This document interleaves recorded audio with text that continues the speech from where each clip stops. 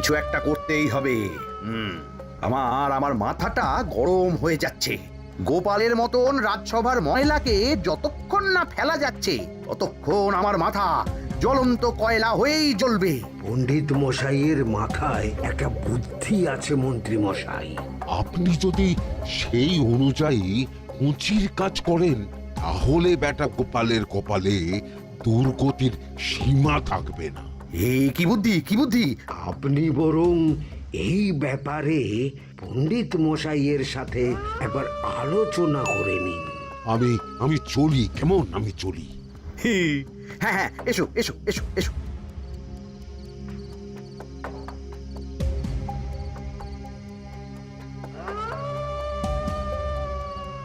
আরে ওই তো আমার বাঁ হাত ঘটা আসছে। ব্যাটাকে দিয়ে একটা কাজ করাতে হবে। এ কি মন্ত্রী মশাই, আপনি এখানে দাঁড়িয়ে কি করছেন? এই একটা গুরুত্বপূর্ণ ব্যাপারে কথা বলছিলাম। একটা কাজ করতে পারবি? কি কাজ করতে হবে বলুন মন্ত্রী মশাই। আমাকে একটু ঠান্ডা জল, পাতিলেবু আর পুদিনার পাতা দিয়ে শরবত বানিয়ে খাওয়াতে পারবি? সেসব আমার ঘরে ব্যবস্থা করাই আছে। চলুন চলুন, আমার সাথে চলুন। হ্যাঁ হ্যাঁ, চল চল চল চল চল।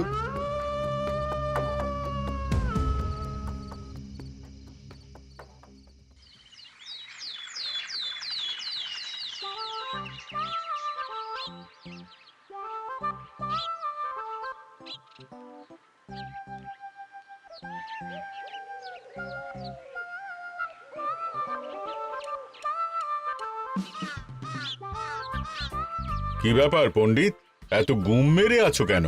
সকাল সকাল গিন্নি খুব বকেছেন মনে হচ্ছে।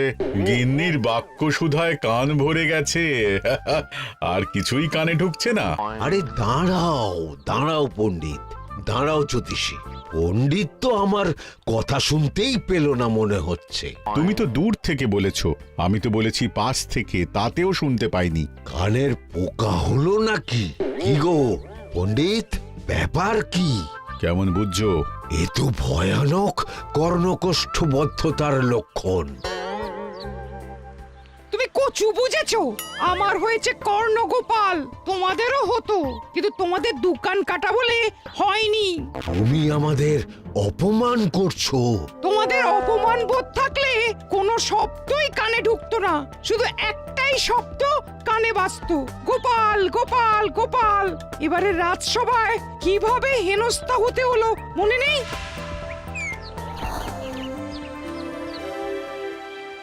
মহারাজ, একটা ভিক্ষা আছে। ভিক্ষার জন্য কৃষ্ণনগরের রাস্তাই সবচেয়ে উপযুক্ত জায়গা গোপাল, তুমি বরং সেখানেই যাও। মন্ত্রী, মন্ত্রী মশাই ঠিকই বলেছেন মহারাজ। যে যার নিজের জায়গা থেকে কথা বলে। কুকুর বলে ভৌ ভৌ, বেড়াল বলে মিউ মিউ, কাক বলে কা কা। মন্ত্রীর ভিক্ষার জায়গা কৃষ্ণনগরের রাস্তা, আর গোপালের ভিক্ষার জায়গা মহারাজ কৃষ্ণচন্দ্রের দুয়ার। বলো কি ভিক্ষা? বাড়িতে পুজো আছে মহারাজ, খরচা অনেক, কিছু ঋণ আবশ্যক। যদি 100 মোহর। ঋণ তোমাকে আমি দিতে পারবো না গোপাল। পুজো উপলক্ষে তোমাকে আমি 100 মোহর দিলাম। মহারাজ, আমিও ঠিক এই কথাটাই বলতে যাচ্ছিলাম। আমরাও তাহলে বাড়িতে পুজো করব। পুজোর জন্য আমাদের অনেক খরচ, তাই যদি... অবশ্যই অবশ্যই, কত ঋণের প্রয়োজন খাজাঞ্চির কাছ থেকে নিয়ে নিও, সুদটা আমি মাফ করে দিলাম। মহারাজ, গোপালকে দান আর আমাদের ঋণ? হ্যাঁ, কারণ তোমরা নিজেরা খাবে, কিন্তু গোপাল অন্যদের খাওয়াবে। গোপালের মতো মানুষের সঙ্গে থাকাই হলো রাজধর্ম। কিন্তু তাছাড়াও তোমরা হলে 80 যাই বেতন পাই দলের লোক। গত 1 বছরে তোমার কোন মন্ত্রণা দেশের কাজে এসেছে? পণ্ডিত কোনো নতুন তত্ত্ব শুনিয়েছে? জ্যোতিষী কোনো অমোঘ ভবিষ্যৎবাণী করেছে?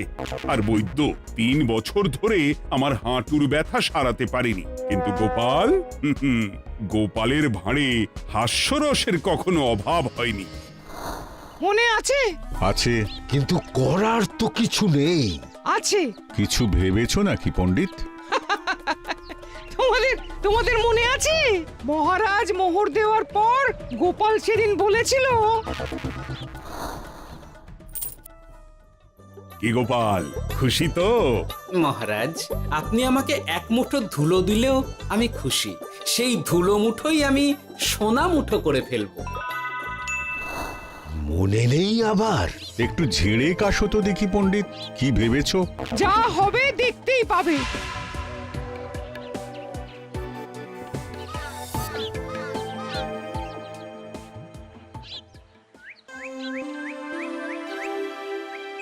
মহারাজের জয় হোক, মহারাজের জয় হোক। ওরে বাবা, এই যে সকাল সকাল চান করে ঠান্ডা লেগে গেল মনে হচ্ছে। মহারাজ, ওই কবি গান উপলক্ষে গত মাসটা আমি কৃষ্ণনগরের কোণে কোণে ঘুরে বেরিয়েছি। প্রজাদের মধ্যে একটা অসন্তোষ আমি লক্ষ্য করেছি মহারাজ। অসন্তোষ? আমি তো জানতাম আমার শাসনে প্রজারা সুখে আছে। সুখে তারা ভাসছে মহারাজ, কিন্তু একটাই অসুখ, তারা মহারাজের দর্শন পায় না। তারা মহারাজের পদধূলির জন্য আকুল হয়ে আছে, মহারাজের দর্শন পাওয়ার জন্য চাতকের মতো অপেক্ষা করছে। চিত্রকরকে দিয়ে চিত্র অঙ্কন করিয়ে বিলি করে দিলেই হলো।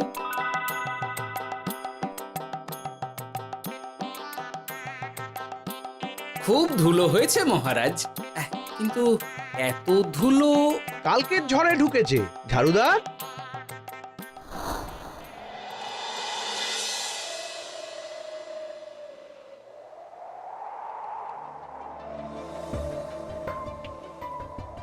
এই সুযোগ, রাজসভা ফাঁকা, এমন ঝড় যে পেয়াদারাও বাইরে নেই। কাজটা সেরে ফেল, বুঝলি? কিরে, কাজটা কর।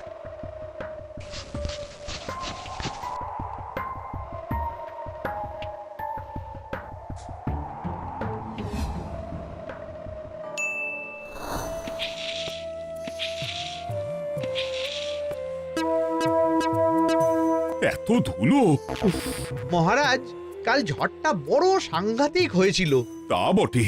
আচ্ছা গোপাল, তুমি বলেছিলে মহারাজ তোমাকে এক মুঠো ধুলো দিলেও সেটা সোনা হয়ে যাবে। এখনো সেই কথাই বলছি। মন থেকে বলেছিলে না মহারাজকে তেল দেবার জন্য? তেল দেওয়ার দায়িত্বটা তো আপনি নিজের কাঁধেই নিয়ে ফেলেছেন। আমি যা বলি সত্যি বলি। আজ যদি এই 4 ঝুড়ি ধুলো মহারাজ তোমাকে উপহার দেন, তখনও একই কথা বলবে? নিশ্চয়ই। মহারাজ, গোপালকে এই 4 ঝুড়ি ধুলো দেওয়ার হুকুম হোক। কি গোপাল, আমি তোমাকে যদি এই ধুলোর ঝুড়িগুলো দিই, তা থেকে সোনা আসবে নাকি? আসবে মহারাজ, মোহরের বস্তা আসবে। যদি না আসে, আপনি বলুন। তোমাকে কৃষ্ণনগর ছেড়ে চলে যেতে হবে। রাজি? আর যদি আমি পারি, তাহলে আপনাকে এই মন্ত্রীর চাকরি ছেড়ে দিতে হবে। কি রাজি? কি মন্ত্রী, রাজি? রাজি। গোপাল? রাজি মহারাজ। আচ্ছা, আর কেউ মন্ত্রীর পক্ষে বাজি ধরেছেন নাকি? হ্যাঁ, আমি আমি আমি আমি ও গোপাল এবার যে মরণ কুয়োতে ঝাঁপিয়েছে, সেখান থেকে আর উঠে আসতে পারবে না। ধুলো থেকে মোহরের বস্তা আসবে, এ হচ্ছে ওই গোপালের উন্মাদ রোগের শুরু। দেমাক দেমাক, মহারাজের পিঠ চাপড়ানি পেয়ে পেয়ে গোপাল ভেবেছে যে ও সব কিছু করতে পারে। এবার শুধু সেই দিনটার অপেক্ষা, যেদিন গোপালকে উল্টো গাধায় চড়িয়ে কৃষ্ণনগর থেকে বার করে দেব। এতটা নিশ্চিন্ত হবেন না মন্ত্রীমশাই। গোপাল গোপাল কিন্তু হালকা কথা ছুঁড়ে দেওয়ার লোক নয়। কি বলতে চাইছো পণ্ডিত? ওই 4 ঝুড়ি ধুলো থেকে মোহরের বস্তা আসবে? না, তা বলছি না। অন্য জায়গা থেকেও তো মোহরের বস্তা আসতে পারে। তার সঙ্গে ধুলো মিলিয়ে দিলেই কেল্লাফতে। গোপালের নিশ্চয়ই কোনো পরিকল্পনা আছে। গোপালের সব পরিকল্পনার গোড়া মেরে রেখে দিয়েছি পণ্ডিত। বটা আছে গোপালের পেছনে, আর ঘটা আছে গোপালের বাড়ির পাহারা। লুকিয়ে কিচ্ছু করতে পারবে না। আরে ওই তো বটা আসছে। বেল্লিক, উল্লুক, তোকে আমি জল বিছুটি দেওয়াবো। গোপালকে ছেড়ে চলে এসেছিস কেন? ছেড়ে আসবো কেন মন্ত্রী মশাই? গোপালকে ওর বাড়ির সামনে ছেড়ে এসেছি। ওখানে তো ঘটা আছে। ও বড্ড ঘুরিয়েছে বেটা। কোথায় কোথায় গিয়েছিল গোপাল? 4 ঝুড়ি ধুলো নিয়ে বেটা বাড়ির উল্টো দিকে হাঁটা দিল। চললাম পিছু পিছু। যাচ্ছিল কোন দিকে? নদীর দিকে, কিন্তু গোপাল দাঁড়ালো যদুর বাড়ির সামনে। এই যদু হলো সেই লোক যে লোকজনের বাড়িঘর কেনা বেচা করে আর লোক ঠকায়। আগে রাজধানীতে থাকতো। বেটা রাজধানী থেকে এই কৃষ্ণনগরে পালিয়ে এসেছে, এখানেও লোক ঠকাচ্ছে, কিন্তু বেটা এত চালাক যে কিছুতেই ধরা যাচ্ছে না। এইরকম লোককে ধরাচ্ছে হাতে রাখা ভালো নয় কি মন্ত্রী মশাই? সে তো জানি, কিন্তু ওর ওপর মহারাজের কড়া নজর আছে। এখন ওর সঙ্গে সম্পর্ক রাখা খুব ঝুঁকি। যাই হোক, তারপর হ্যাঁ, তারপর যদু, যদু রে, গোপাল খুড়ো, আরে তুমি এখানে কি করছো? দেখতেই তো পাচ্ছিস ধুলো, তবে যে সে ধুলো নয়, মহারাজ কৃষ্ণচন্দ্রের পদধূলি। শুনিসনি বোধহয় এখন কৃষ্ণনগরে সবচেয়ে বেশি চাহিদা মহারাজের পদরেণুর। আচ্ছা, মহারাজের পদরেণু নিয়ে যাচ্ছ কোথায়? এই ছোট ছোট পুলিন্দায় ভরে কৃষ্ণনগরের প্রত্যন্ত জায়গায় যেখানে প্রজারা মহারাজের সাক্ষাৎ পায় না সেখানে বিক্রি করব। তোমার কি মাথা খারাপ? পায়ের ধুলো বিক্রি হবে? ওরে, গতবারে মাত্র 1 ঝুড়ি ধুলো 1000 মোহরে বিক্রি করেছিলাম, এবারে 4 ঝুড়ি। শোনো, তুমি আবার ঘুরে ঘুরে বিক্রি করবে কেন? তোমাকে আমি বরং 10 মোহর দিয়ে দিচ্ছি, তুমি আমাকে এগুলো দিয়ে দাও, আর বিক্রি করে যা হবে তোমাকে এই 40 ভাগ দিয়ে দেবো। ওই 10 মোহরে বদমাস যদুকে ধুলো বেচে গোপাল বাড়ির দিকে চললো। বাড়ির সামনে অব্দি পেছনে পেছনে গিয়ে তারপরে এই আপনাদের কাছে আসছি। বলিস কি রে, ধুলো বেচে 10 মোহর? ও মন্ত্রী মশাই, গোপাল তো একেবারে নাড়ি ধরে টান মেরেছে। গেল রাজসভায় এমন সুখের চাকরিটি গেল, এবার আবার রাস্তার ধারে গিয়েই বসতে হবে। এবার নবাবের দরবারে জায়গা আছে কিনা খোঁজ করি গিয়ে। তাত্তেরি 10 মোহর আর 1 বস্তা মোহরের মাঝখানে অনেক রাস্তা, সেই রাস্তায় আমি লোক বসিয়ে রাখবো। আরে আরে, ওই তো তোমার ঘটা আসছে। এই তুই গোপালের ঘরের পাহারা ছেড়ে এলি কেন? গোপাল নেই নেই নেই নেই নেই নেই।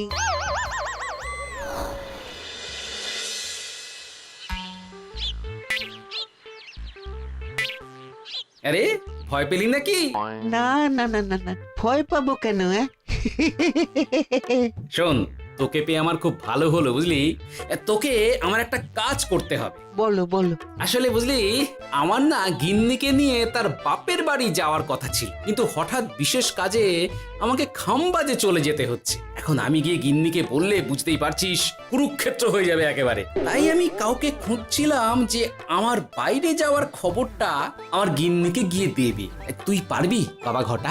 ওরে বাবা, আরে আরে আরে, ভয় পাস না, তোকে গিয়ে মুখে কিছু বলতে হবে না। এই নে, এই চিঠিটা আমার বউকে দিবি।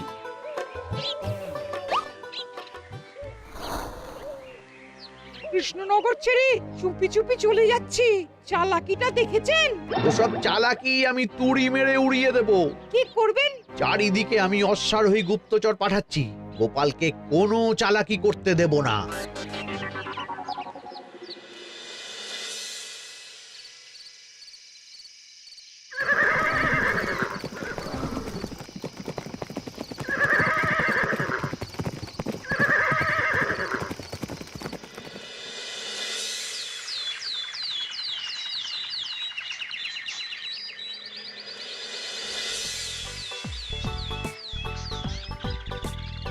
অং বং পিং পং।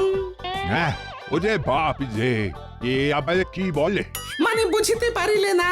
অং বং পিং পং অর্থাৎ আইসো আমার নিকট বিদেশি জাদু শরবত আছে, ইহাতে তৃষ্ণা নিবারিত হয়, শক্তি বৃদ্ধি হয়, ঘুম ভালো হয়, সম্পর্কের উন্নতি হয়, জামা কাপড় ফর্সা হয়, তু শব্দ না করে সকাল সকাল কষ্ট পরিষ্কার হয়, মূল্য মাত্র 1 মোহর। বোঝো, ওইটুকু অং বঙ্গের মধ্যে এত কিছু? ঠিক আছে, তা দাও দেখি, আপাতত টেস্টটা তো মিটু, বাকিগুলো পরে বোঝা যাবে।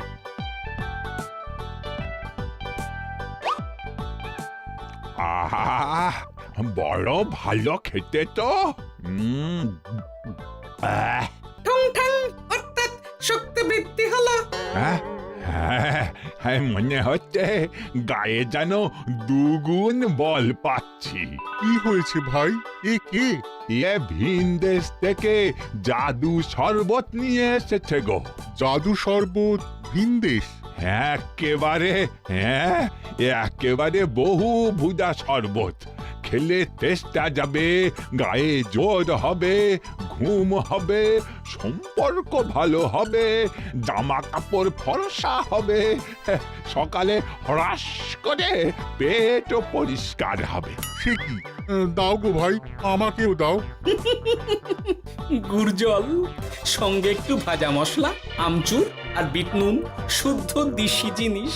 জানলে কেউ ছুঁয়েও দেখতো না, কিন্তু একটু বিদেশি গন্ধ দিতেই একেবারে হট্ট মেলা। আরে তোমরাও এসেছো দেখছি। সং সং শঙ্কা, লং লং লঙ্কা। মানে? অর্থাৎ এই শরবত খেলে আর শঙ্কা নাই, বুদ্ধি লঙ্কার মতন ঝাল হয়ে যাবে। তারপর ডং ডং ডঙ্কা, টং টং টঙ্কা, ফাইন ফাইন, অর্থাৎ টাকা আসবে আমার কাছে।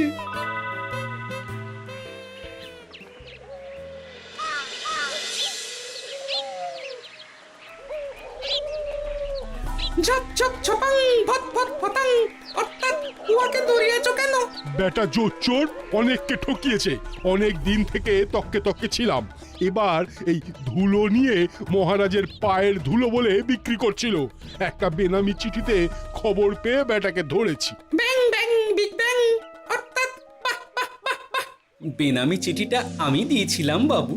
বাবা যদু, তুমি সেই রাজধানী থেকে কৃষ্ণনগর অবধি মানুষকে অনেক খোল খাইয়েছো। তুমি এতদিন ঘুঘু দেখে এসেছিলে বাবা, এবার গোপাল নামক ফাঁদটা দেখলে। কতবার বলবো এইসব ধুলো আমি গোপালের কাছ থেকে কিনেছি। যা বলার ওই বিচারের সময় মহারাজকে বলবি। চল চল চল চল চল।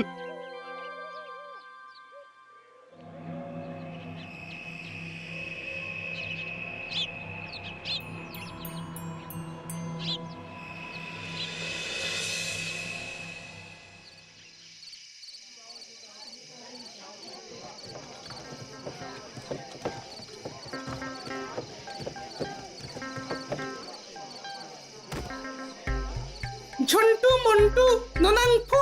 নাও ঠেলা। সাহেব বলে কি ফু দিয়ে দিতে হবে? কি বলছো সাহেব? বুঝতে পারছি না, কোথায় ফু দেব? ঝন্টু মন্টু ননাংফু, অর্থাৎ লবণ আছে? আছে আছে সাহেব আছে। কত লাগবে? ভান্ড ভরি আন্ডাকারি, অর্থাৎ যা আছে সব।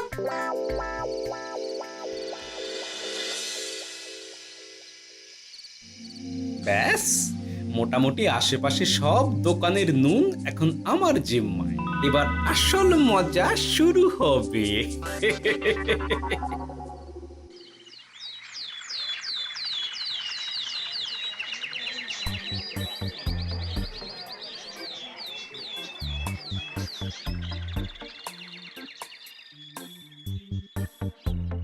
নুন আছে? না হুজুর, গোটা কৃষ্ণনগরেই নুন নেই। ওই দেখো, পুরো রাজসভাই বাজারে জড়ো হয়েছে। শান্তামনা, শান্টু মন্টু। এ আবার কি বলছে রে বাবা? শান্তামনা, শান্টু মন্টু, অর্থাৎ জনগণ শ্রবণ করুন। নান্টু কান্টু, নুন কিনিবেন, আন্টু আন্টু, আসুন আসুন। আমার আমার এক সের নুন লাগবে। সেন্টু, অবশ্যই 1 সের লবণ 10 মোহর। 1 সের 10 মোহর? 10 মোহর লইবেন না লইবেন না? না, নেব না। উত্তম উত্তম, গান্ডা পিণ্ডে টিসুম টিসুম, অর্থাৎ তাহা হইলে নুনের বদলে গৃহিণীর প্রহার ভক্ষণ করুন। আমাকে 1 সের নুন দিন। আমাকেও আমাকেও। নুন ছাড়া বাড়ি ফিরলে গিন্নি ঘর ছাড়া করবে আমাকে। শুনলাম কৃষ্ণনগর থেকে নুন উধাও। আছে মহারাজ, আছে। কৃষ্ণনগরের সব লবণ আমার নিকটে আছে। 1 সের 10 মোহর। এত দাম? দাম তো হবেই মহারাজ, লবণ ছাড়া রান্না কেমন হবে ভাবিয়া দেখুন। ঠিকই বলেছ, রাজপাকশালেও তো রান্না বসেনি। 100 সেরের মতন রাজপ্রাসাদে পাঠিয়ে দাও। 1000 মোহর দিয়ে দাও।